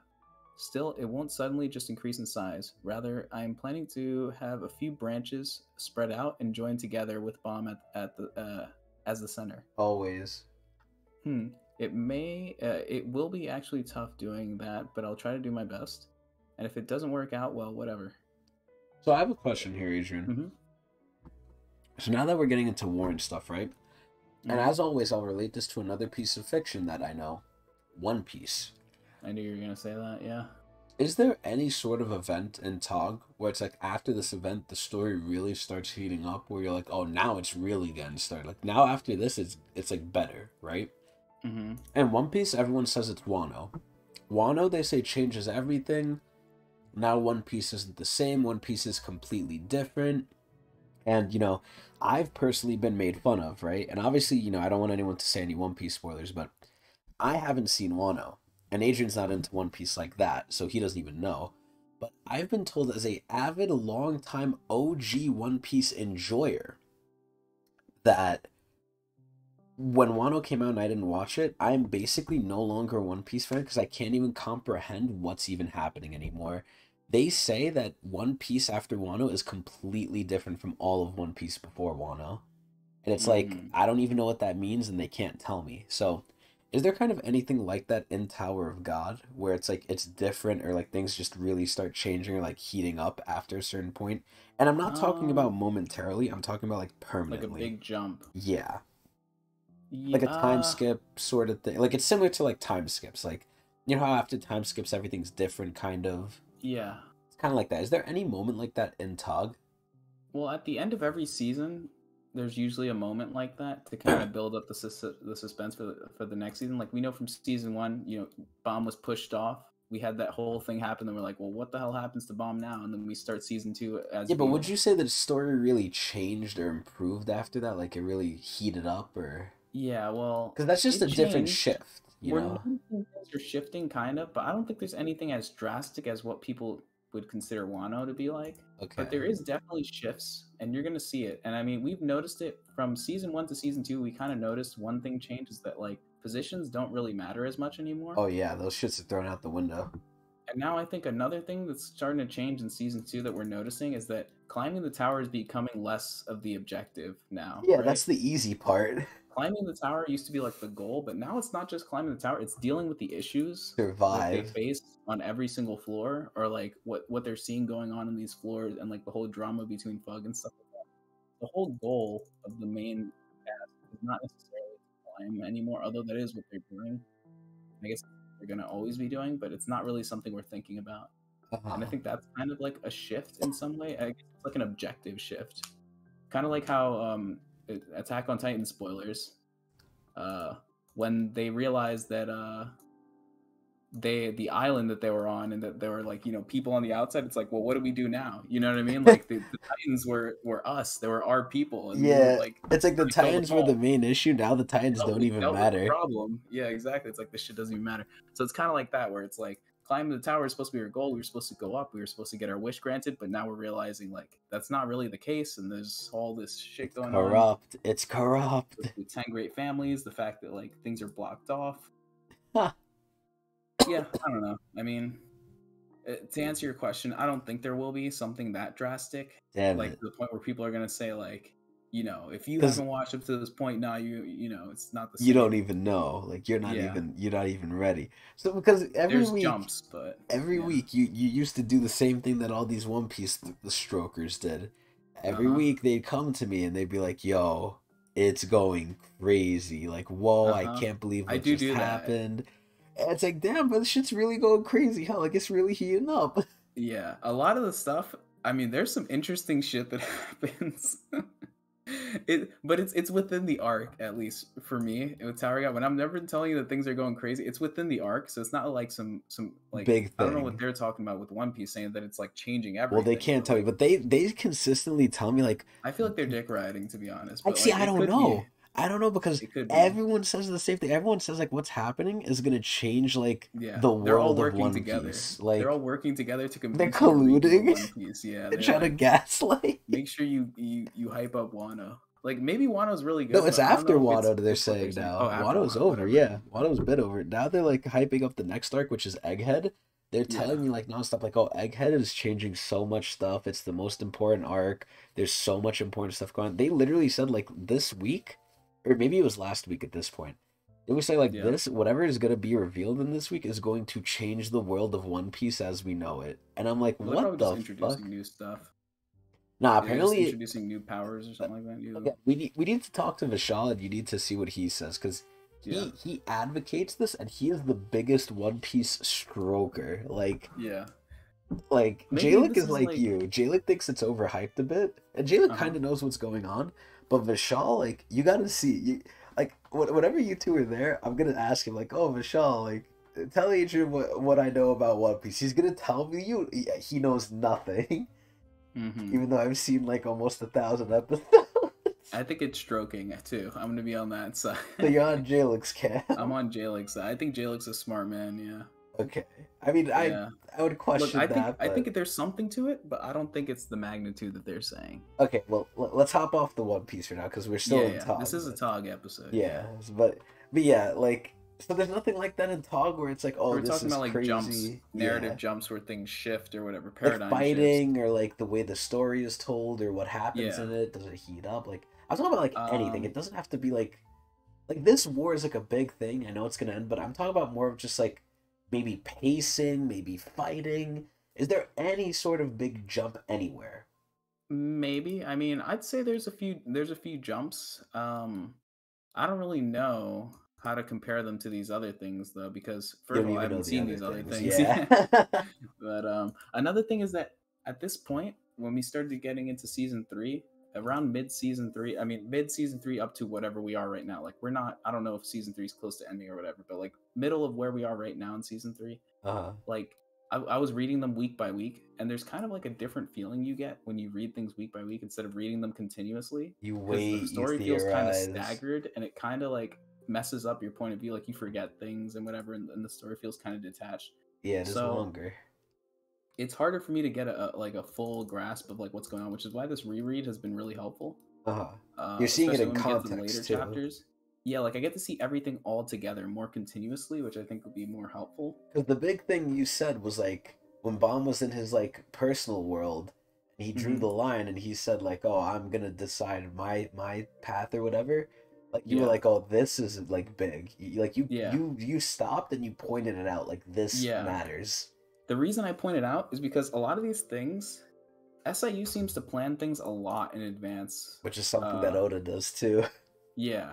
So when I see things like this, I feel like I have to point them out, because if I don't point them out, you probably won't notice, or you probably won't remember because it'll be so far in the back. So I just want to like I make a have quick a note of it so decent when you see it memory. again. I have an I think you do alright too. I think memory. you do too. But I think it's because I didn't notice this sort of stuff too. Part of it is me too, just me just exclaiming at it like, wait, like this happened here, and like trying to draw the connections to future chapters. I don't remember everything, but I do remember that there are certain themes that he kind of hits at, and that sort of thought, that theme of like Baum deciding to be his own person is kind of like a really big one, Mm. because a lot of people want him to be something that he's not, and he's kind of like figuring out like what is his role. Like I mean, he started this whole journey just chasing after Rachel. He never really was He like didn't his want own to person. be here. Yeah, he was just kind of doing things for other people.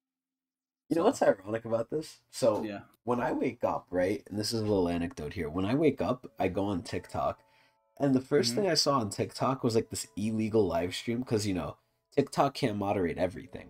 So there's people live streaming and they're just legitimately like live streaming movies, and because they don't have a lot of viewers because they're hidden by the Hmm. algorithm or like it's random that you find them, like they don't get banned immediately. Like eventually they will get banned because they're legitimately streaming full ass movies on the platform. You're not supposed to do that, Hmm. but they get away with it because they're small and there's a lot of them. So I opened up TikTok and the first thing I saw was someone illegally live streaming How to Train Your Pet Dragon, or not How to Train Your Pet Dragon, like whatever the fuck the stupid Pixar film was, right? How to Hmm. Train Your Dragons, Yeah, yeah. and it's the first one. And I watched it for a little bit as I was getting out of bed. I was like, I've seen this, but it's been a while. Let me like kind of refresh myself. It was at a good part.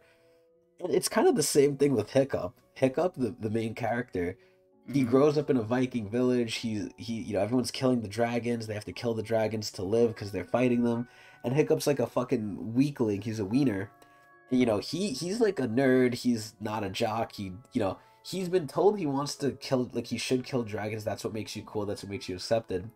And he's been trying to do it, but he's really weak. He's really shitty. And then the one opportunity he gets to do it, he realizes he never wanted to do this. Like he's not like a meathead like the rest of them. Hmm. And it's like, damn, this is really the main character trope with people, bro. Like, they're just trying to figure out what they are and who they are in the world. Yeah, I mean, these are the type of stories we're reading. Like they're all about like character growth and development, like how they change. And I think That's why Bomb they're for changing is like a young big thing. people. Yeah. Another thing is it's hard to when you read things chapter by chapter, it's hard to see the changes happen because you're going through so slowly that it just happens like a normal progression. But when we're doing this Gradually. sort of thing, we're kind of seeing the change happen a bit faster. Like Bomb, especially with him, how he treats Rachel. Oh, Like more yeah. and more, he's being a bit more detached, especially with what Hopefully. Rachel's done now. I mean, Bomb hasn't figured out what happened to Kun yet, but when he does, it's going to be over. Oh, I can't wait. Yeah.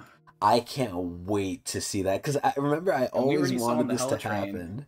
We already saw in the Hell Train. She's like, "Yo, get away from me, Rachel. Like, don't ever talk to me or whatever." So it's like now That the was things have gotten fake. even worse. So That was fake. You mean yeah, during the but he floor of was death? showing signs of like like detaching himself from Rachel finally. Wasn't that the floor of death?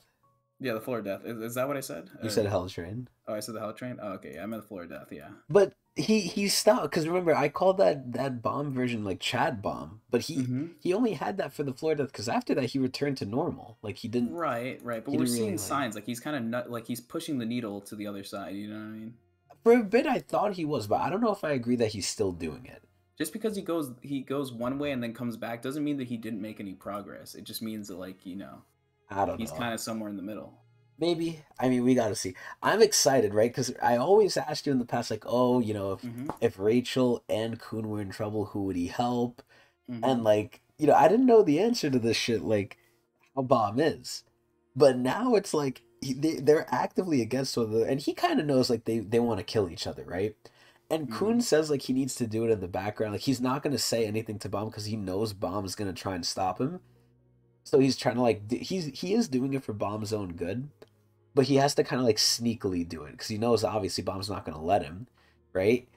But it's Mm-hmm. like, bruh, Rachel's outwardly trying to kill this fuck. What is Bob gonna react with? Because one of them's good, one of them's bad. Kun is conniving, Kun is like underhanded, but it's kind of with like an okay purpose. Rachel's just a fuck. Like, I don't think you can really redeem her. The only redeeming Yeah. thing she has with Bomb is her past, right? If she didn't have her past with Bomb, Bomb would have fucked her like a while back. Like he would have killed her or something. Mm-hmm. Not killed her, but like he would not have this attachment if anyone else did this without the past that Rachel has with him. So it's Yeah. like I'm really curious to see how Bomb is gonna react. I want him to react a certain way, but we'll see if he does. But anyway, let's finish the fucking blog post. Yep. Okay. There's heavy rain. There is a heavy rain today. Feels like the Same rainy here. season's coming soon. Uh, Last week was a rough week for various reasons. I wasn't so sure if I could finish the episode due to my personal business, but it's towards the end of the chapter, so I felt like I shouldn't let my personal business obstruct me from doing my work. That's crazy. Yeah, that's like the whole Work Japan work first, culture or bruh. whatever. Work Japan slash first. Korea work Yep. culture. You Yeah, are hell your no, work. dude. My boss tells me to do some crazy shit, man. I'm like, dude, I gotta sleep, bro. Yeah, you clocked out. It's not your Yeah, time. exactly, dude. I do not work on weekends, sir. Yeah, I don't work at all. It's not part of my contract. I'm unemployed. I don't Uh, want to go back to work either. Continuing. Anyway, I think I have to prepare for the new start. There will be a rest soon, but I hope I can at least avoid the war. He's like Seems like scared he's to dreading say it. drawing that stuff. Oh Yeah. God, it's a lot of work. Then everyone, hope you don't receive any damage from the rain due to the rainy season. Even if it's sunny outside, check the weathercast before going out. Take an umbrella with you when there is a doubt, which rhymes. Whatever it is, take care of your health. Now I'll get going. Have a happy week and see you next week. Thank you. Whoopee! Very Boom. nice. Very nice blog post. Yep. So anyway, Adrian, I will ask, even though I think I know the answer. I don't like to Mhm. assume, but would you like to keep going? I think this is it. I think so as well. All right. So this concludes the 2-episode Power Hour that we had.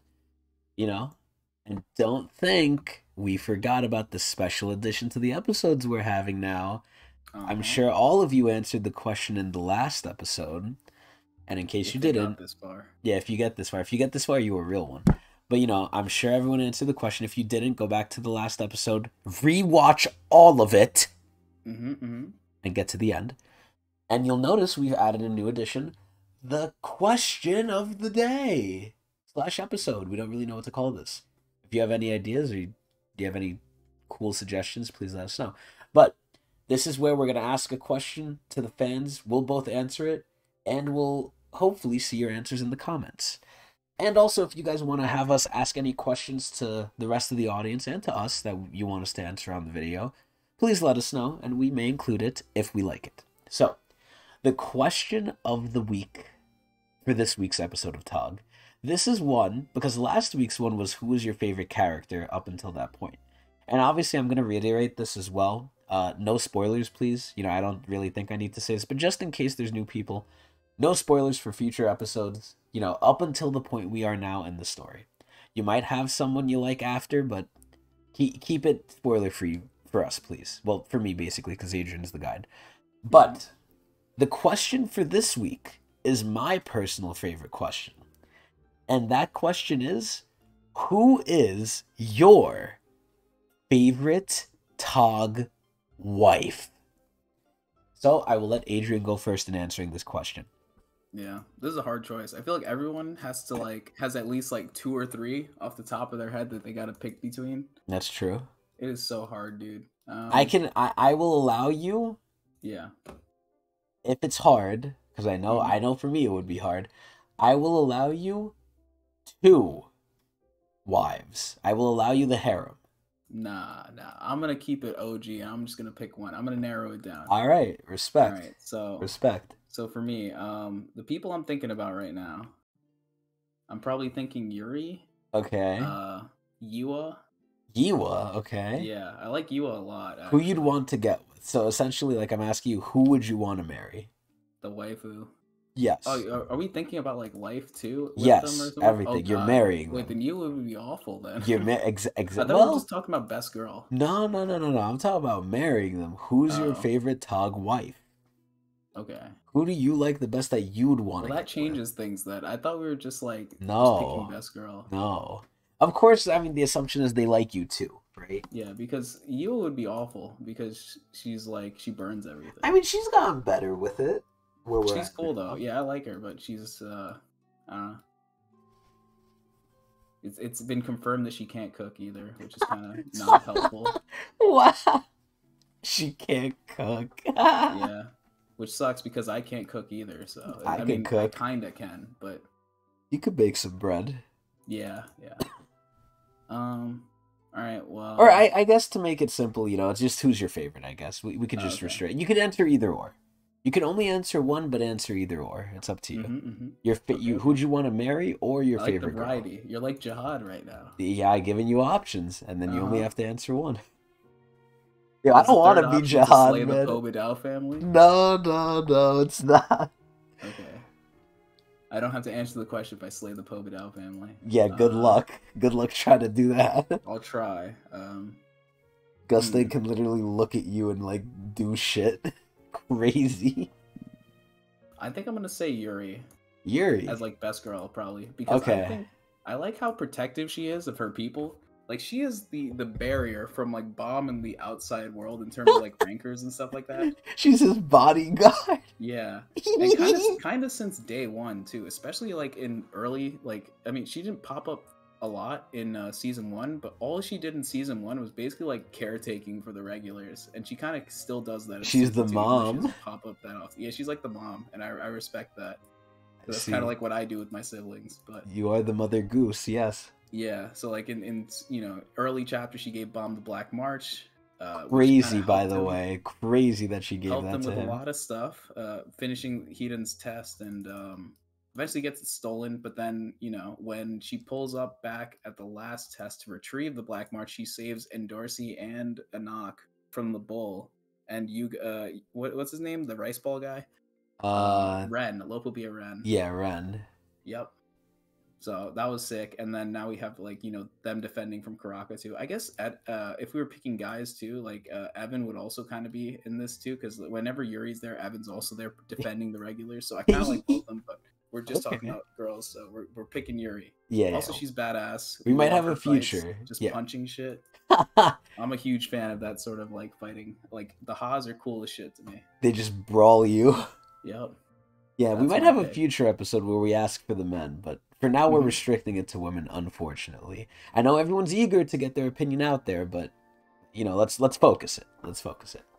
So anyway, Yuri, not bad. Yep. So I'll ask you this, Adrian. Who do you think's mine's gonna be? Easy. Well, there's two technically, but okay. I think one is slightly above the other, and that would be Huarium. Okay, and who's the other? Mashini. Okay, well, I mean, you know me well. I make it pretty obvious who I like. You say it every episode, yeah. So I'll go ahead and answer both. I don't mind answering both here. Sure. So who I'd probably marry? This is hard, right? Because if I say Mashini, what does that mean? Data Mashini or current day Mashini? Current day Mashini scares the fucking shit out of me. I don't know if she's like Data, because as we've seen from the data floor, things change, right? Now, I'm not restricting that to just family heads. I'm pretty sure the regular people change too. How much? I guess it depends on their age, their position, what they go through, right? What family Hmm. they're in, who they are. It depends on a lot of things, but I'm pretty sure almost everyone from the dated floor has changed. I mean, look at fucking Hansung, right? Hmm. Hansung changed, and he's not any family head whatsoever. Is he even a part of any family? No, right? We don't know, although it's been said that he's connected to one of the families. Okay. So we don't know for him, but relatively speaking, I'm pretty sure Mashini is different. So this is a kind of hard thing to answer.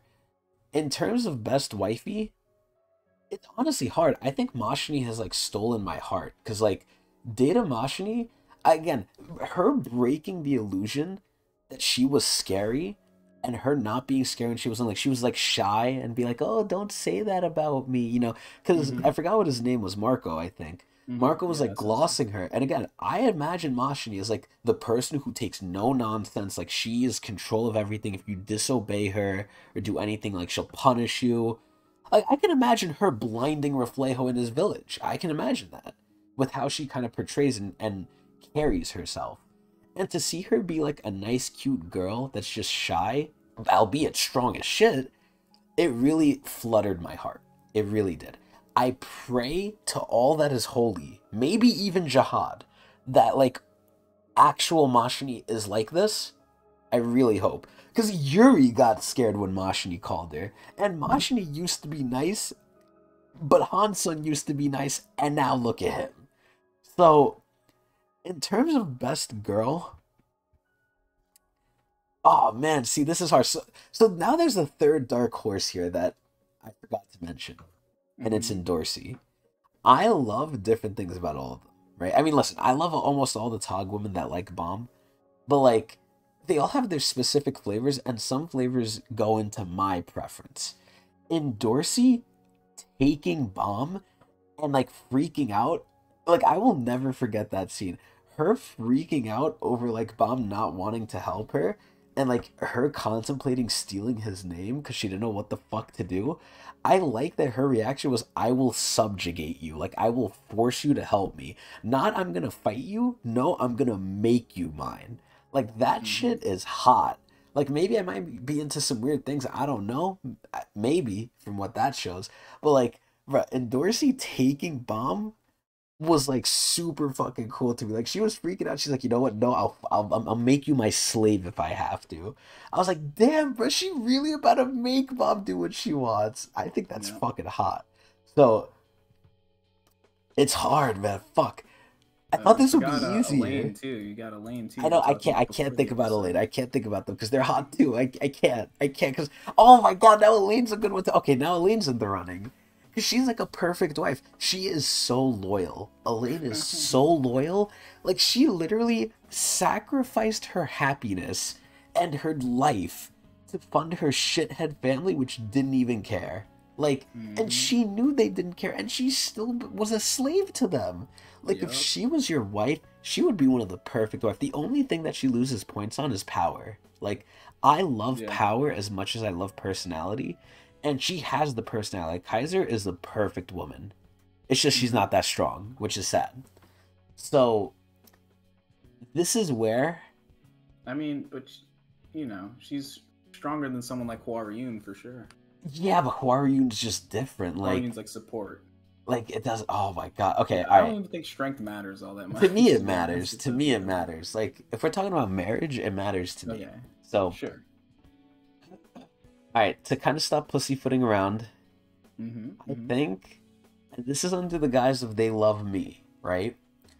I think best girl so far is still Hwaryun. I love her personality and everything.